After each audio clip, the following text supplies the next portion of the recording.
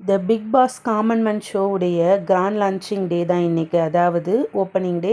இன்றைக்கி முதல் நாள்லேயே ரொம்ப பரபரப்பாக கண்டஸ்டன்ட் எல்லோரும் ஆர்வமாக டாஸ்க்கை பண்ணாங்க. அது எப்படி பண்ணாங்க, அதில் அவங்களுக்குள்ளே என்ன மாதிரியான விஷயங்கள்லாம் நடந்துச்சு, காரசாரமான விவாதங்கள் நடந்துச்சா, இல்லைன்னா சண்டையில் போய் முடிஞ்சிச்சா, எப்படி ஜூரி மெம்பர்ஸ் இவங்களை செலக்ட் பண்ணி அடுத்தடுத்த ரவுண்டுக்கு கொண்டு போகிறாங்க அப்படிங்கிறது எல்லாத்தையும் இந்த வீடியோவில் பார்க்கலாம்.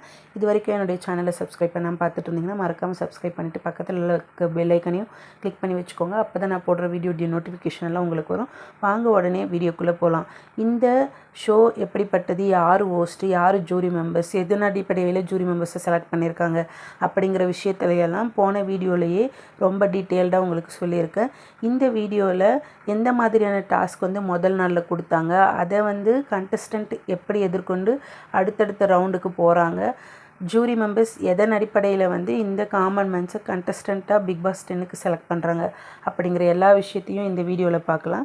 மறக்காமல் சேனலை சப்ஸ்கிரைப் பண்ணிவிட்டு ஸ்கிப் பண்ணாமல் தொடர்ந்து பாருங்கள். அப்போ தான் இந்த வீடியோவில் நான் சொல்லக்கூடிய விஷயங்கள் எல்லாம் உங்களுக்கு தெளிவாக புரியும். இந்த ஷோவில் இன்றைக்கான டேட்டில் 2 டாஸ்க்கு கொடுத்தாங்க. ஒன்று பஸ் டாஸ்க்கு, இன்னொன்று சேர் டாஸ்க்கு. பஸ் டாஸ்கில் எப்படி கண்டஸ்டன்ட் எல்லாம் முட்டி மோதி போயிட்டு பார்ட்டிசிபேட் பண்ணாங்க, யார் யாரெல்லாம் அடுத்தடுத்த ரவுண்டுக்கு போனாங்க, அடுத்ததாக என்ன மாதிரியான டாஸ்க் அவங்களுக்கு கொடுக்கப்பட்டுச்சு அப்படிங்கிறத பார்க்கலாம். முதல் டாஸ்க்கு பஸ் டாஸ்கில் ஒரு இன்ஸ்ட்ரக்ஷன் என்ன கொடுத்துருந்தாங்க அப்படின்னா, ஒரு குறிப்பிட்ட இடத்துக்குள்ளே பஸ் 2 பஸ்ஸு நிற்கும்.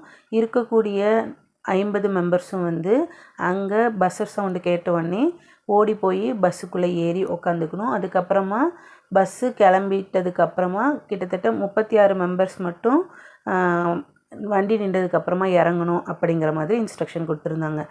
இந்த பஸ்ஸர் சவுண்டு கேட்டவுடனே இருந்த எல்லாருமே அடித்து பிடிச்சி ஓடி ஒருத்தர் மேலே ஒருத்தர் விழுந்து அவங்களுடைய செப்பல்ஸாக இருக்கட்டும், இல்லைனா அவங்க யூஸ் பண்ணிகிட்டு இருந்த ஏர் அக்சசரிஸு, இல்லைனா ட்ரெஸ்ஸு, வேர்த்து விறுவிறுக்க எல்லாம் அடித்து பிடிச்சி ஏறி அந்த பஸ்ஸுக்குள்ளே ஏறிட்டாங்க.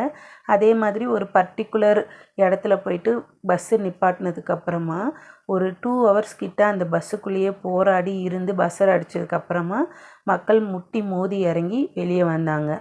அதுக்கடுத்தது டாஸ்க்கு, 2வது டாஸ்க்கு, அது சொல்லவே வேணாம், சேர் டாஸ்க்கு. எல்லா கண்டஸ்டண்ட்டுடைய கண்ணையும் பிளைண்ட் ஃபோல்ட் பண்ணிட்டாங்க. பிளைண்ட் ஃபோல்ட் பண்ணிவிட்டு என்ன பண்ணாங்க அப்படின்னா, ஒவ்வொரு சேர்லையும் அவங்களுடைய நம்பர்ஸ், அதாவது ஒரு நம்பர் சேரில் மென்ஷன் பண்ணியிருந்தாங்க.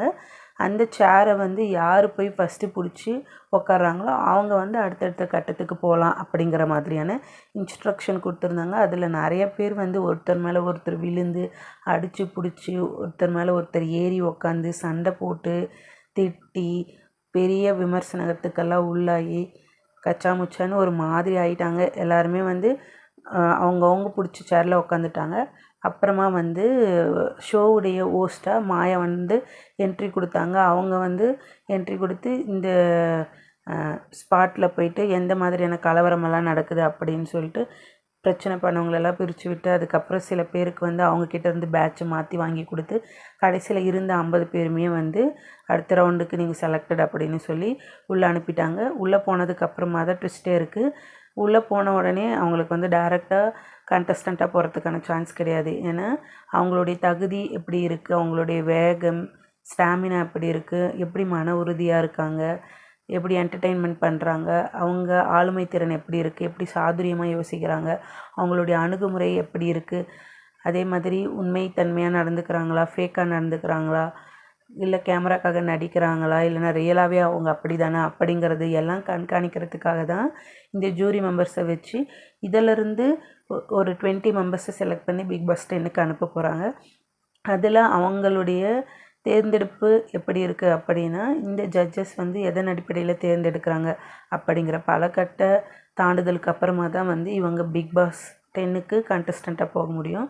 இதில் எந்த மாதிரி கண்டஸ்டண்ட்டு எந்த மாதிரி ரியாக்ட் பண்ணாங்க, இவங்க ஜட்ஜஸ் இம்ப்ரெஸ் பண்ணாங்களா, இல்லை ஸ்பாட் எலிமினேட் ஆகிட்டாங்களா, இல்லை ஹோல்டில் இருக்காங்களா, இல்லைன்னா ஸ்பாட் குவாலிஃபைடா அப்படிங்கிறது எல்லாத்தையும் ஒவ்வொரு கண்டஸ்டண்ட்டாக ஜட்ஜஸ்கிட்ட அனுப்பி அவங்க முன்னாடி அவங்களுடைய பர்ஃபார்மன்ஸ், அதாவது அவங்களுடைய திறமையை காமிச்சோ, இல்லைனா ஆளுமை எப்படி இருக்குது, இல்லைனா தலைமை பண்பு எப்படி இருக்குது, அந்த ஸ்டேஜ் எப்படி யூட்டிலைஸ் பண்ணுறாங்க அப்படிங்கிறதெல்லாம் பொறுத்து அவங்கள காமன் மேன் ஷோலேருந்து பிக் பாஸ் 10க்கு கண்டஸ்டண்ட்டாக அனுப்ப போகிறாங்க.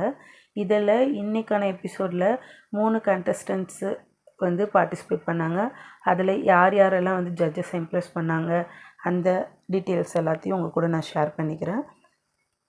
தொடர்ந்து வீடியோவை பார்த்துட்டே இருங்க. அப்போ தான் யார் யார் செலக்ட் ஆனாங்க, அடுத்தடுத்த ரவுண்டில் அவங்க வந்து செலக்ட் ஆகி கண்டஸ்டண்ட்டாக உள்ளே போவாங்களா இல்லை ஸ்பாட் எலிமினேட் ஆவாங்களா அப்படிங்கிறது தெரிஞ்சுக்க முடியும். இந்த ஷோவில் இன்றைக்கான முதல் கண்டஸ்டண்ட்டை தடீஸ்வரன், அவர் வந்து மதுரையிலேருந்து வந்த ஒரு ஆள். அவர் வந்து பார்ட்டிசிபேட் பண்ணார். அவர் தனக்கு எந்த ஒரு பண தேவையும் கிடையாது. அவர் வந்து ஒரு 4 மாடு வச்சு பிஸ்னஸ் பண்ணிகிட்ருக்கிறதாகவும், பணத்துக்காக எந்த பிரச்சனையும் இல்லை.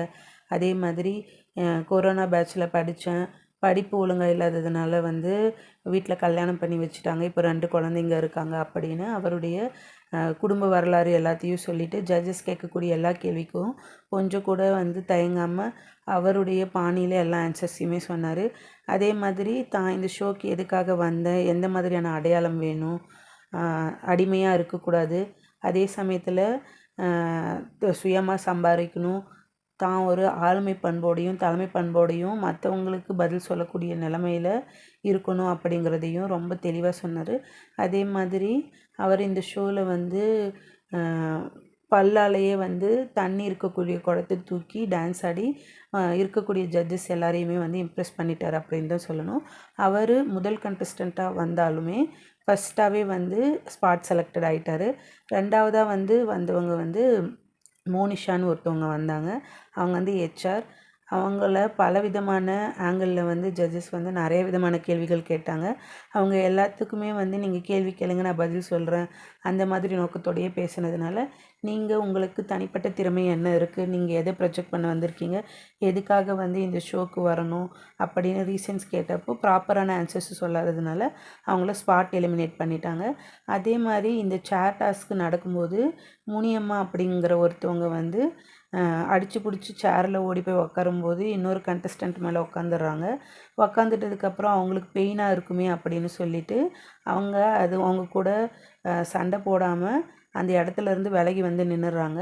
மாயா உள்ளே வரும்போது அவங்க வந்து முனியம்மாவுடைய அந்த கேரக்டரை பார்த்து பிடிச்சி அவங்கள வந்து ஷோவில் பார்ட்டிசிபேட் பண்ணுறதுக்கு, அதாவது காமன் மேன் ஷோவில் பார்ட்டிசிபேட் பண்ணுறதுக்கு ரெக்கமெண்ட் பண்ணி ஒரு பேட்ச் கொடுக்குறாங்க. இவங்க வந்து உள்ளே போயிட்டு ஜூரி மெம்பர்ஸாக இருக்கிறவங்கள அவங்களுடைய நகைச்சுவை உணர்வால் இம்ப்ரெஸ் பண்ணி ஸ்பாட் செலக்டட் ஆகிட்டாங்க அப்படிங்கிற நியூஸ் வந்து வெளியே வந்திருக்கு. இதுதான் இன்றைக்கான பிக் பாஸ் காமன் மேன் ஷோவுடைய Day 1 எபிசோடில் நடந்துச்சு. Day 2 எபிசோடில் எந்த மாதிரியான விஷயங்கள் எல்லாம் நடக்குது, யார் யார் செலக்ட் ஆகுறாங்க, யாரெல்லாம் செலக்ட் ஆகி அடுத்தடுத்த கட்டத்தை நோக்கி போய் 21 எபிசோடுக்கு அப்புறமா கண்டஸ்டண்ட்டாக பிக் பாஸ் ஷோவில் காலடி எடுத்து வைக்க போகிறாங்க அப்படிங்கிறத நம்ம தெரிஞ்சுக்கலாம். இதெல்லாம் தெரிஞ்சுக்கணுன்னா நீங்கள் வீடியோவை தொடர்ந்து பார்க்கணும். அதே சமயத்தில் ஸ்கிப் பண்ணாமல் பார்த்தா தான் அந்தந்த அன்னைக்கு என்னென்ன மாதிரியான சுவாரஸ்யமான விஷயங்கள் நடக்குது, சவாலான விஷயங்கள் நடக்குது, அந்த ஷோவில் எந்த மாதிரியான விஷயங்கள் தொடர்ந்து நடந்துகிட்ருக்கு அப்படிங்கிறத தெரிஞ்சுக்க முடியும். அதனால் மறக்காமல் தொடர்ந்து எல்லா வீடியோஸையும் ஸ்கிப் பண்ணாமல் பாருங்கள். அடுத்த Day 2 உடைய வீடியோ அப்டேட்டோடு உங்களை சந்திக்கிறேன். அதுவரை உங்களிடமிருந்து விடைபெறுவது RSV ராக்கர்ஸ் யூடியூப் சேனல். இந்த எபிசோடு, அதாவது இன்றைக்கான வீடியோவில் நான் சொல்லியிருக்கக்கூடிய தகவல்கள் எல்லாம் உங்களுக்கு பிடிச்சிருந்துச்சுன்னா மறக்காமல் கமெண்ட் பாக்ஸில் பதிவு பண்ணுங்கள். அதே மாதிரி உங்களுடைய ஃப்ரெண்ட்ஸ் அண்ட் ஃபேமிலிக்கு ஷேர் பண்ணுங்கள். Tata bye.